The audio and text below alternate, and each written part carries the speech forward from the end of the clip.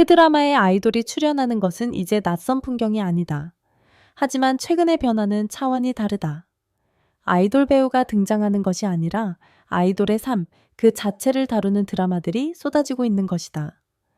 드라마, 아이돌, 아이를 시작으로 본격화된 이 흐름은 단순한 유행이 아니다. 팬덤 문화, 글로벌 한류, 그리고 아이돌 산업에 대한 대중의 뜨거운 관심이 만들어낸 새로운 트렌드다. 과연 이 변화가 K드라마에 어떤 의미를 가져올까? 이러한 변화가 지금 주목받는 이유는 명확하다. 이것은 단순한 창작 선택이 아니라 한국 엔터테인먼트가 제작되고 마케팅되며 소비되는 방식의 근본적인 변화를 반영하기 때문이다. 아이돌 캐릭터는 팬덤 문화와 글로벌 한류 확장, 그리고 아이돌 산업의 숨겨진 현실에 대한 대중의 호기심이 만들어낸 상업적 도구다. 이 트렌드가 의미 있는 진화를 나타내는지 아니면 창작의 한계를 드러내는지는 이 이야기들이 얼마나 의도적으로 다뤄지는가에 달려있다. 전통적으로 K드라마 속 아이돌이라는 표현은 무대에서 익숙한 얼굴이 연기자로 전환하는 캐스팅을 의미했다. 그 캐스팅만으로도 화제를 만들기에 충분했던 시절이었다. 하지만 오늘날 드라마들은 전혀 다른 접근을 시도하고 있다. 단순히 아이돌을 출연시키는 것이 아니라 아이돌의 삶 자체를 다루는 가상의 세계를 구축하는 것이다. 연습생 데뷔한 스타 전직 아이돌, 그리고 그들을 형성하는 시스템까지. 아이돌이라는 정체성은 이제 캐스팅 전략이 아닌 서사적 장치가 되었다. 제작 관점에서 볼 때 이러한 발전은 전혀 놀랍지 않다. K-팝은 한국 엔터테인먼트로 향하는 글로벌 진입점의 주류가 되었다. 많은 해외 시청자들에게 뮤직비디오, 공연, 예능 콘텐츠는 이제 드라마보다 먼저 접하게 되는 미디어다. 팬들은 그룹을 발견하고 콘텐츠의 늪에 빠져들며 결국 그 감정적 투자를 연장할 수 있는 서사를 찾는다.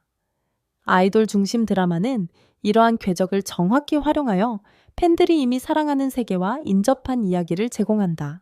아이돌 2는 이 접근법이 왜 효과적인지를 보여주는 완벽한 사례다. 이 시리즈는 오랜 팬들에게 불편할 정도로 익숙한 경험들을 드라마화함으로써 시청자를 끌어들인다. 통제를 벗어나는 팬사인회 상호작용 개인 공간을 침범하는 사생행위, 그리고 공적 페르소나와 사적 자아 사이의 모호한 경계선. 이러한 순간들이 공감을 얻는 이유는 충격적이기 때문이 아니라 업계 내에서 잘 기록된 현실을 반영하기 때문이다. 드라마는 단순히 팬덤 문화를 참조하는 것이 아니라 관객의 기존 지식에 의존하여 그 영향력을 높인다. 바로 이 지점에서 아이돌 캐릭터는 특히 설득력을 갖는다. 그들은 분열된 정체성으로 기능한다. 대중에게 제시되는 마케팅된 버전과 기대 감시 의무 아래 묻혀있는 사적인 자아. 그 이중성은 아이돌에게만 특정되는 것이 아니라 보편적으로 공감할 수 있는 것이다. 모든 사람은 다양한 관객을 위해 자신의 버전을 연기하며 아이돌 캐릭터는 단순히 그 긴장을 가장 극단적인 형태로 드라마화할 뿐이다. 이러한 이야기들을 인식 가능한 현실에 고정시킴으로써 아이돌 중심 드라마는 시청자들이 즐기면서도 연루되었다고 느끼도록 초대한다. 동시에 이 트렌드는 중요한 질문을 제기한다. 아이돌 서사는 창작 가능성을 확장하는 것일까? 아니면 그것을 좁히는 것일까? 아이돌 캐릭터는 부인할 수 없이 유연하다. 비밀 데이트나 PR 관계를 통해 로맨틱 코미디를 고정시킬 수 있고, 스토킹과 부패를 통해 스릴러를 구성할 수 있으며 연습생의 고난과 야망을 중심으로 한 일상 이야기의 기반이 될 수 있다. 적어도 표면적으로 장르는 제한이 아니다. 그러나 드림아이 미나미시네요. 또는 최근의 선제 업고 튀어와 같은 초기 아이돌 테마 드라마들과 비교할 때 그 차이는 의도에 있다. 초기 시리즈들은 종종 아이돌 산업 설정을 희망적인 배경으로 사용했다. 청춘 꿈 로맨스를 위한 수단이었던 것이다. 오늘날의 아이돌 드라마는 더 자의식적이고 팬덤 문화와 더 얽혀 있으며 기존 팬층을 끌어들이기 위해 더 공개적으로 설계되었다. 따라서 위험은 이 트로프 자체의 반복이 아니라 스토리텔링 선택이 아닌 보장된 공식으로서의 의존이다. 아이돌 2가 보여주는 것은 이러한 양면성의 완벽한 예시다. 한편으로는 팬들이 실제로 목격하고 논의해온 현상들을 진지하게 다룬다. 사생팬의 경계침범 온라인과 오프라인을 넘나드는 스토킹 아이돌의 사생활 보호 불가능성. 이러한 주제들은 단순한 드라마틱한 장치가 아니라 실제 산업의 어두운 면을 반영한다. 다른 한편으로는 이 드라마가 기존 팬덤의 지식과 관심에 얼마나 의존하는지도 명확하다. 아이돌 문화에 익숙하지 않은 시청자에게는 일부 장면들이 과장되거나 이해하기 어려울 수 있다. 이것이 바로 현재 아이돌 중심 드라마가 직면한 핵심 도전이다. 그들은 두 가지 관객을 동시에 만족시켜야 한다. 아이돌 문화에 깊이 몰입한 팬들은 진정성과 세부 사항을 원하고, 일반 드라마 시청자들은 접근 가능하고 보편적으로 공감할 수 있는 이야기를 원한다. 이 균형을 맞추는 것은 쉽지 않다.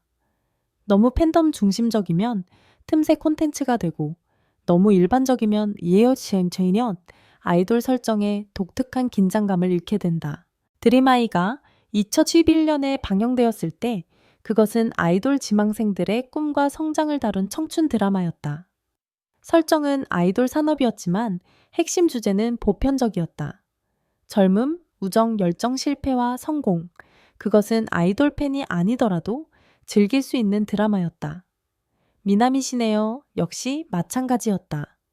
여자가 남자로 위장하여 아이돌 그룹에 들어간다는 설정은 코미디와 로맨스를 위한 장치였지 아이돌 산업에 대한 심층 탐구는 아니었다. 반면 현재의 아이돌 중심 드라마들은 다르다.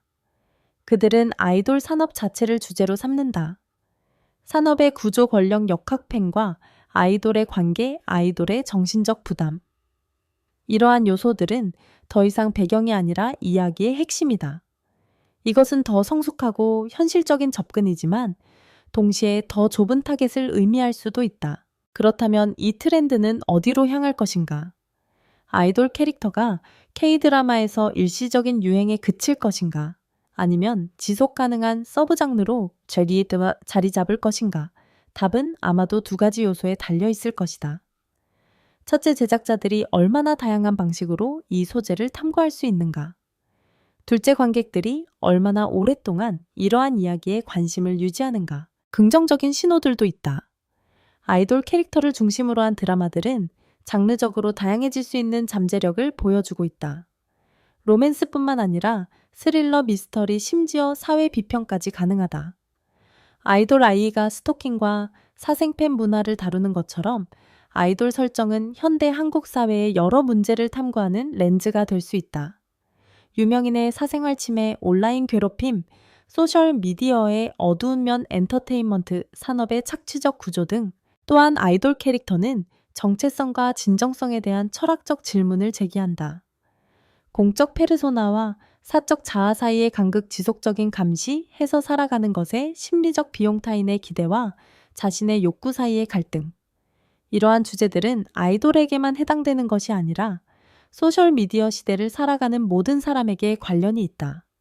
이런 의미에서 아이돌 드라마는 단순히 틈새 콘텐츠가 아니라 현대인의 조건에 대한 메타포가 될 수 있다. 하지만 우려도 존재한다. 가장 큰 위험은 이 트렌드가 공식화되어 버리는 것이다. 아이돌 캐릭터가 보장된 시청률을 가져온다는 것이 입증되면 제작사들은 깊이 있는 스토리텔링보다는 안전한 공식을 선택할 수 있다. 매력적인 아이돌 배우를 캐스팅하고 팬서비스 장면을 몇 개 추가하며 산업의 어두운 면을 살짝 언급하는 것만으로 충분하다고 생각할 수 있다.